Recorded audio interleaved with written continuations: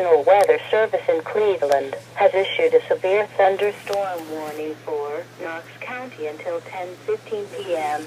At 9:06 p.m., National Weather Service Doppler radar indicated a severe thunderstorm capable of producing quarter-size hail and damaging winds in excess of 60 miles an hour.